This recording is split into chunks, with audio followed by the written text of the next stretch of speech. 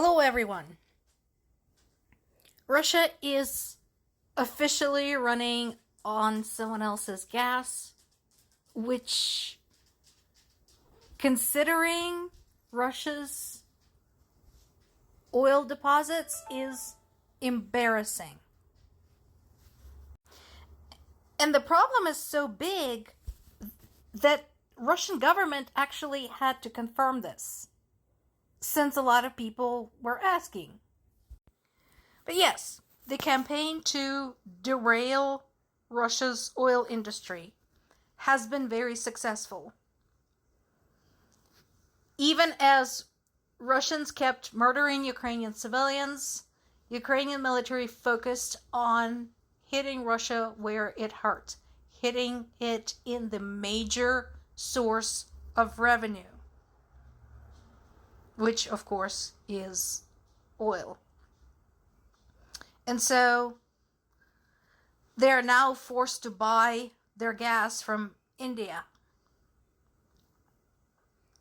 In addition, they're arranging for on-land imports by rail from Belarus and Kazakhstan. And they've just placed a ban on fuel exports. So my question is, considering that their budget is kind of in the dumps because of the war expenses, how are they paying for this? Not to mention, another question is why anybody is trading with them. I asked this question of India, I asked this of anyone else. Why would you trade with Russia? Do you really think it's a good deal for you?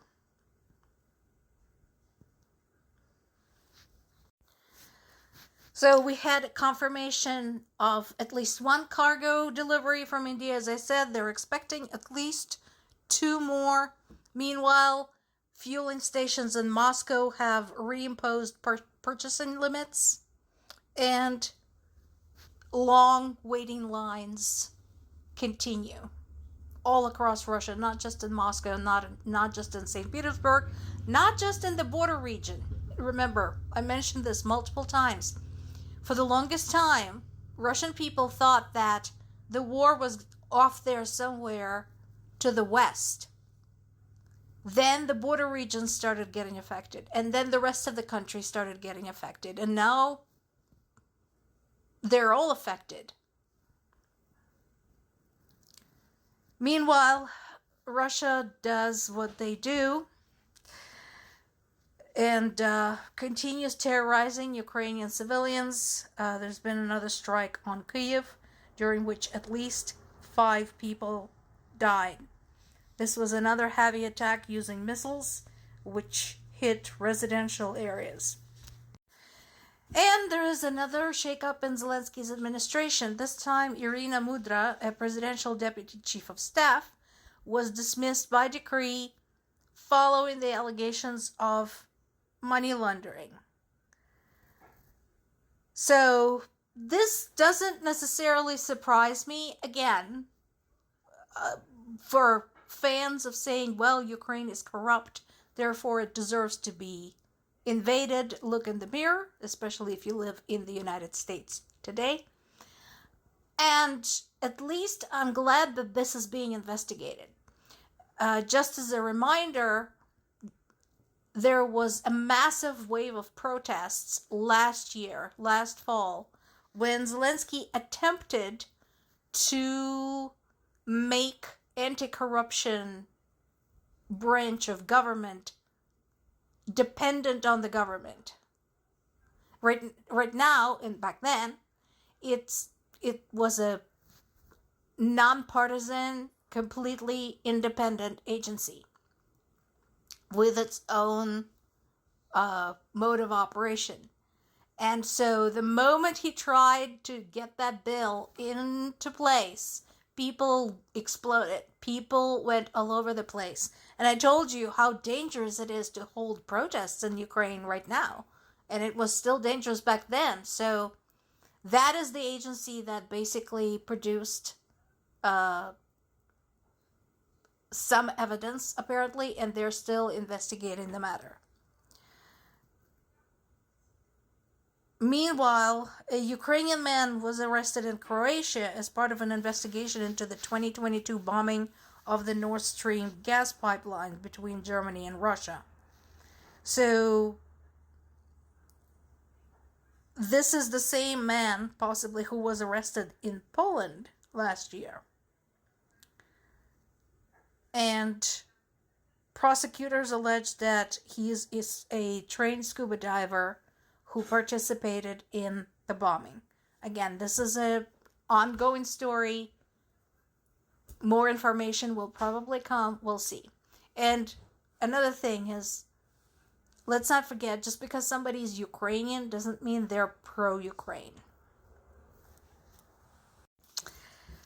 UN's humanitarian chief has visited Kherson, where he had a chance to see firsthand what it's like to live anywhere in Ukraine, and described the situation as chilling, with civilians and rescue workers targeted.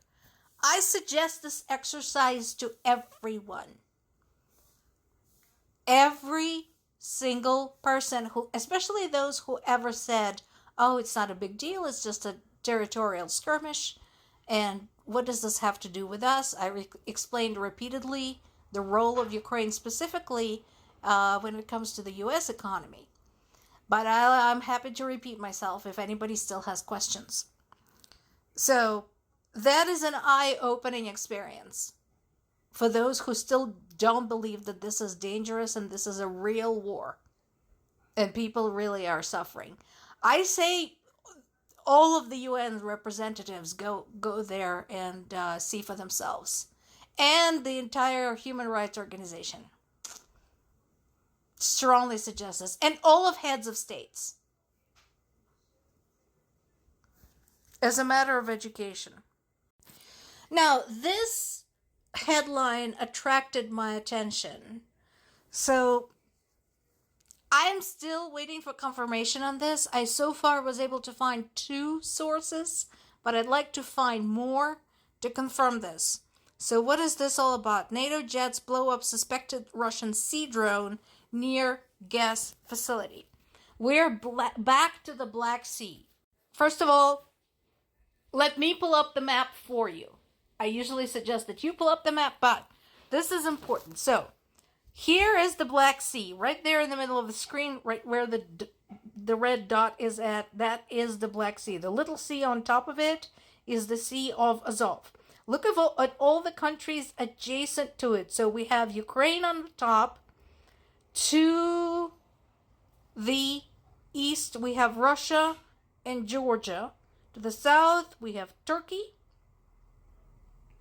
And then to the west, we have Bulgaria and Romania. Okay? This is important. So what happened was there was a drone apparently loaded with explosives that appeared in Romanian waters near the Black Sea gas projects. And that is what they had to scramble jets to dispose of. This was next to the Neptune Deep. And again, Romania is a NATO member and EU member. So they send out the F-16s. I'm sure, again, the drone operators in Ukraine are giggling because that is a very expensive way to shoot down a drone. But the point is that this happened and this continues happening. Have you noticed the increase in the reports of drone sightings along that part of Europe? Romania, Poland, Bulgaria, the Baltic states. And again, my question to NATO and the EU is, aren't you tired of this bullshit by Russia?